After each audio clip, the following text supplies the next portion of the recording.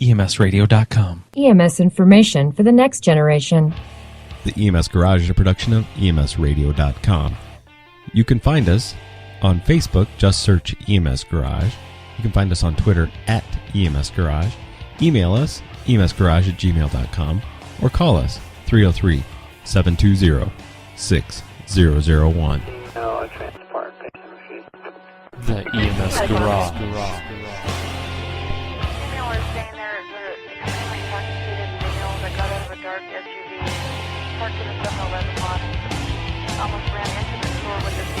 Checking out right now. Okay, I got DG on the phone there. Want to know if you can handle that call as well. Just confirming you are checking the patient. Sale 922 is on scene. Here's buddy.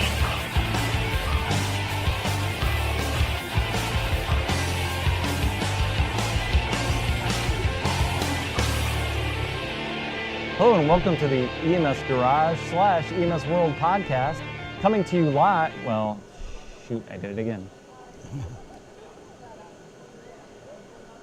Hello and welcome to the EMS Garage and EMS World podcast, coming to you from EMS World Expo 2018 from Nashville. Next year, we're going to be in New Orleans again, and I have one of our great guests, Ken Bouvier. Hello, sir. Hello. How are you? Pleasure to be here. Yes. It's fun to be in the Music City. Oh man, I love this place. Yeah. Well, you live in a great place for jazz and all kinds of great music. Oh my gosh. Changing Don't even get all me the started. time, though. I know, we were just down there recently, and I love New Orleans. So, what do you do in New Orleans? I'm the Chief Operations at New Orleans EMS. Nice. And we were just talking that you get to run calls and go do all kinds of fun things all the time. People are amazed that I tell them that 43 years in EMS, I still run calls. I love Awesome. helping people who can't help themselves. Right. Well, that's why we did it, right? We do this because we love. It's a calling, like they talked about this morning, but we do it because we love it. So let's talk a little bit about some of your topics here at EMS World. One is kids that die in hot cars. Is there some research into that? Tell us a little bit about Sure. the science behind that too. So I started talking about it at EMS conferences because it was becoming more and more popular in southern cities, all the way stretching from Florida and Georgia through Alabama, Right. Mississippi, Tennessee, Kentucky, Wow. Mississippi, Alabama, Louisiana, and Texas, and then over into New Mexico. Infants and children being left in cars accidentally. Most of the time, it's a loving parent or grandparent Right. who accidentally left that kid because they changed their routine. Instead of they was responsible maybe dropping them off at a daycare, but instead they went on to work like they normally do and left the kid in the car. They don't realize it until a few hours later, even sometime at the end of the day. Oh, I can't. We have 4 kids. I can't even imagine that feeling as a parent to go, oh my gosh. You know what's cool, and maybe you talk on it during your talk, but some of the new car manufacturers Sure. are coming out with that kind of, Sure. where it says, hey, check the back seat. Right. I have a brand new Chevrolet pickup truck, and it has a warning that tells you to check the back seat. But there's lots of little tricks that you can do. Like if you have a child or a grandchild in the back seat, they tell women who drive the kid to school or to wherever they're going to drop them off to maybe put their purse in the car seat. That's smart. And when you got the kid in the car, you got to go in the back to get your purse. Or maybe if there's a teddy bear, put the teddy bear in the car seat, but when you put the kid in the car seat, put the teddy bear on the front seat with you to kind of remind them. Oh, smart. They also remind you to put your kid's picture on your telephone, or maybe set your alarm where if you normally start work at 8 a.m., set it for about 5 minutes to 8. By that time, you're normally in the parking lot and you'll remember. Right. So they got all kind of little things to remind you, but Right. it's tragic when we hear stories where someone has left their kid in the car. And Well, a few times, too, the parent is impaired either with drugs or alcohol and should have just been living life different, maybe. Right. Well, and I was just going to say, it's tragic when it's truly an accident, or where the accident is they just forgot, and that to me is probably the worst thing.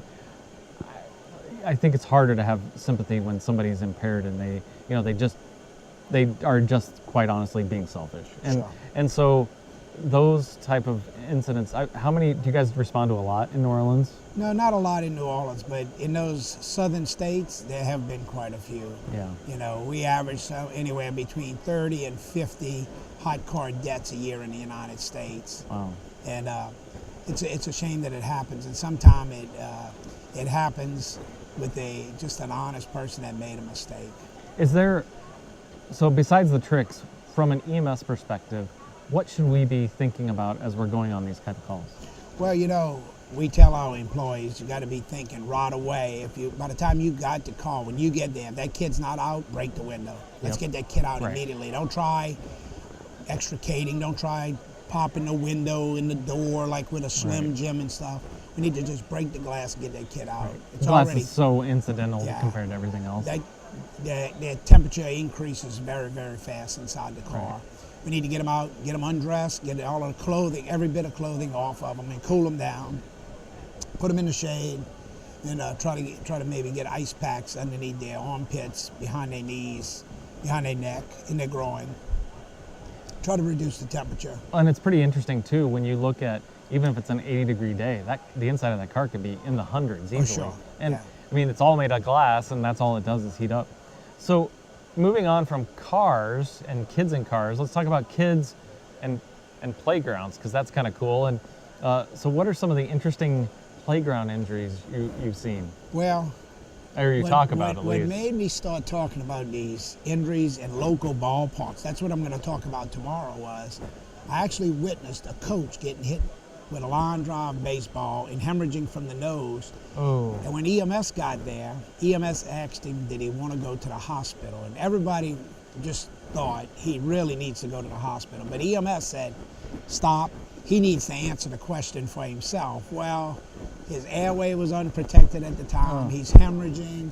He really needed to go to the hospital.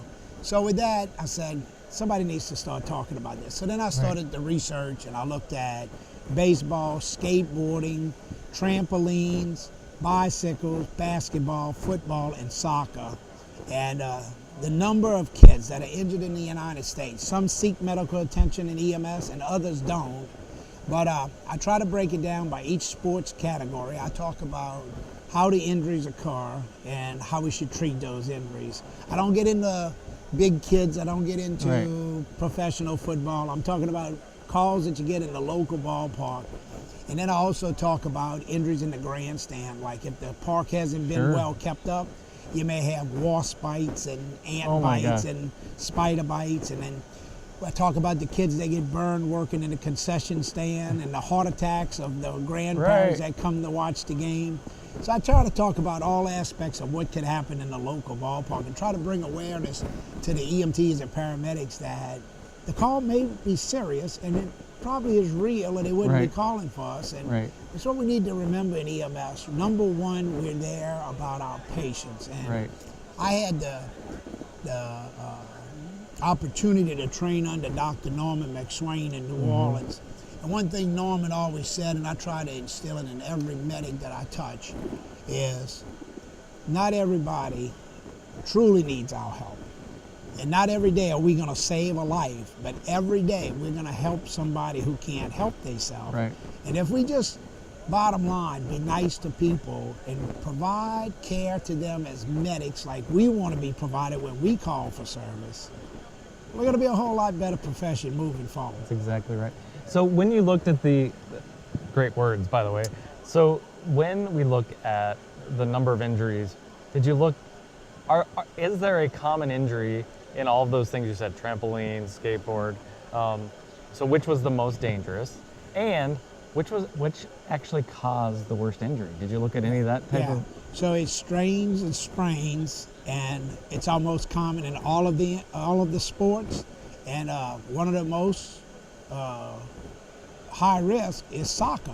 You know, really? It's a high endurance sport with a lot of running and kicking of the ball, and there's a lot of pushing and shoving, and it all stems from a poor warm up. If these little kids would have a warm up, they probably would have less injury. But you know, it's quick. They get out the car, they go to the dugout, and the next thing you know, they're on the field.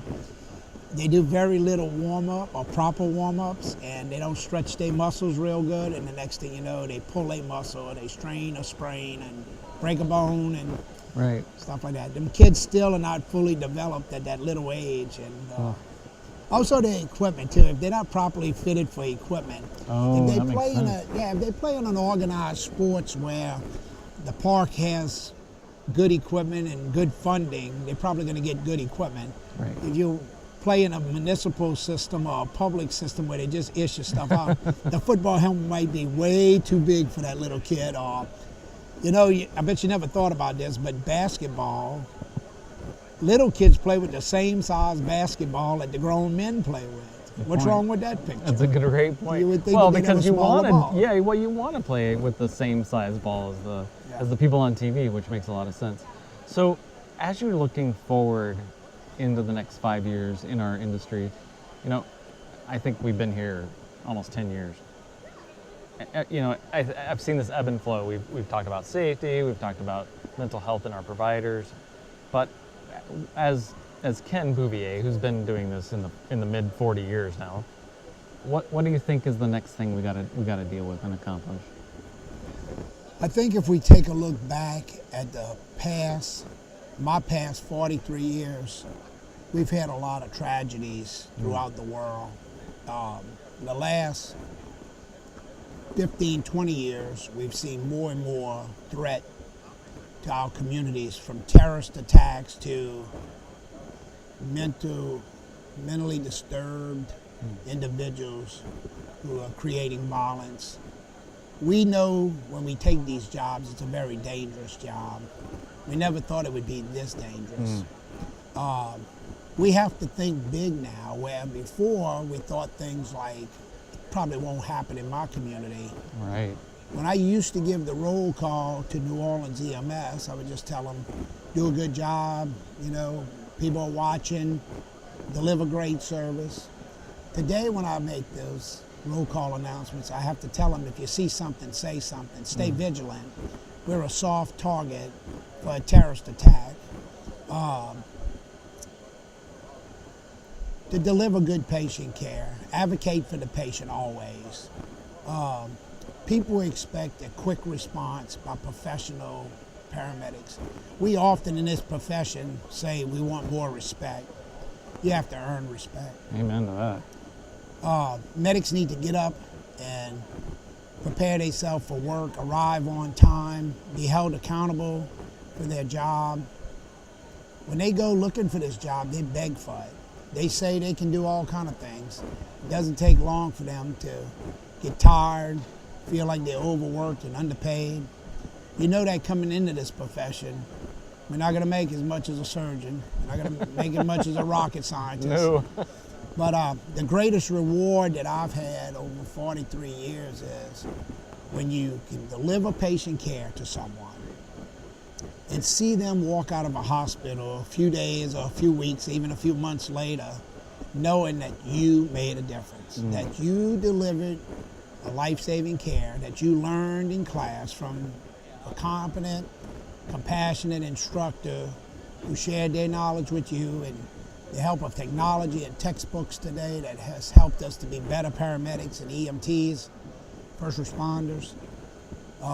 The greatest reward is when you're going to see that person walk out of the hospital, have a second chance at life. So true. That's what this is all about. I try to tell all new, young, individual EMS people coming up, it's not about you, it's about the patient. People expect us to play the role too. Right. The way you see me dressed today, you've been knowing me a long time. Mm-hmm. This is me. Yep. I wear my uniform proudly. Some people in my community, when they see me in plain clothes, they don't think I have plain clothes, but I do. And you don't have to wear it all the time, but when you do wear it, be proud of your uniform. And you got to also remember today's technology, there's cameras watching us everywhere. We're in the eyes of the public. Oh, you got the 4 right here. But. Yeah. Well, and people know us. They know I'm not just Ken Bouvier in the community. I'm Ken Bouvier. I'm the paramedic. Right. I'm the deputy chief. Right. And I think the future for EMS is going to depend on holding our medics accountable for their actions.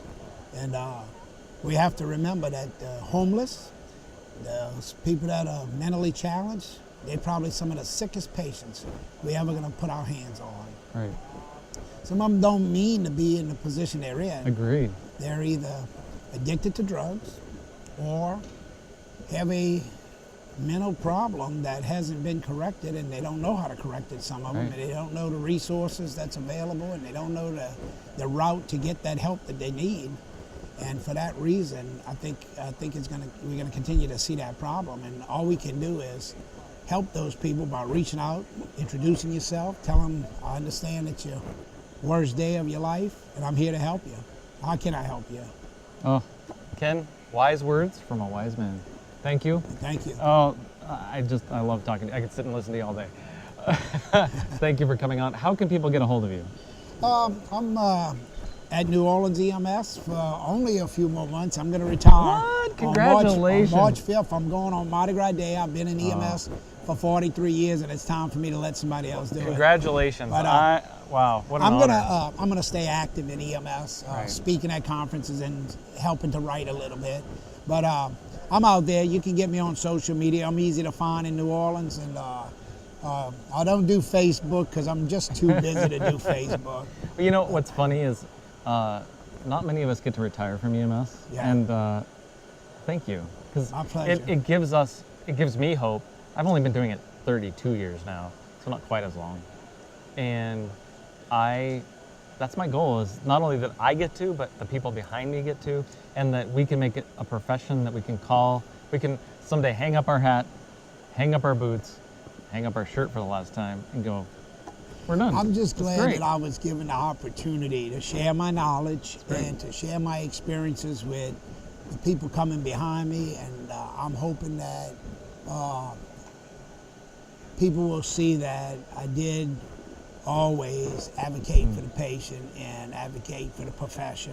And the greatest reward that I've had in this profession was being able to serve as the president of the NAEMT, make a difference I felt in the profession, and also to be able to help people in the city of New Orleans. I feel like I've done my part to maintain our mission of providing the best pre-hospital care to the residents and the visitors of New Orleans. That's awesome. Well, congratulations, happy retirement. Thank you very much. And I'm Chris Montera for the EMS Garage / EMS World podcast here from EMS World Expo 2018 in Nashville. Congratulations, that's so awesome. You can find more great content right here on